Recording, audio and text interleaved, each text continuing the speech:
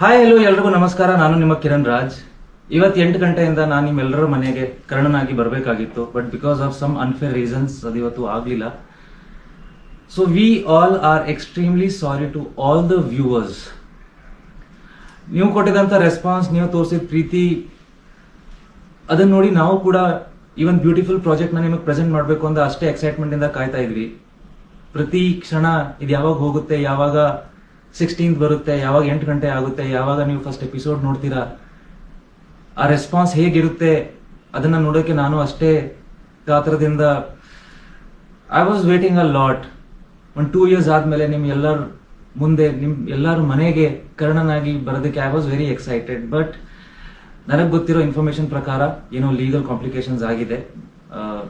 V are trying to come out of it. ಆದಷ್ಟು ಬೇಗ we will come. ತಡ ಆಗ್ಬೋದು, ಬಟ್ ಖಂಡಿತವಾಗ್ಲೂ ಬಂದೇ ಬರ್ತೀವಿ. All I want to ask you is for some more time and more support at this time.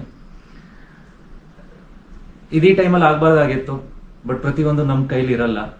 But ನನಗೆ ನಂಬಿಕೆ ಇದೆ, ಚಾನಲ್ ಆ ಒಂದು ವಿಷನ್ಗೆ, ಪ್ರೊಡ್ಯೂಸರ್ಸ್ ಕೋಟಿ ಖರ್ಚು ಮಾಡಿ ಒಂದು ಒಳ್ಳೆ ಪ್ರಾಡಕ್ಟ್ ಕೊಡಬೇಕು ಅನ್ನೋ ಡಿಟರ್ಮಿನೇಷನ್ಗೆ, ಅಷ್ಟು ಜನ ಆರ್ಟಿಸ್ಟ್ ಟೆಕ್ನಿಷಿಯನ್ಸ್ ಹಾಕಿರೋ ಎಫರ್ಟ್ಗೆ ನ್ಯಾಯ ಸಿಕ್ಕೇ ಸಿಗುತ್ತೆ. We deserve justice for Karna. So hope to see you all soon. Thank you.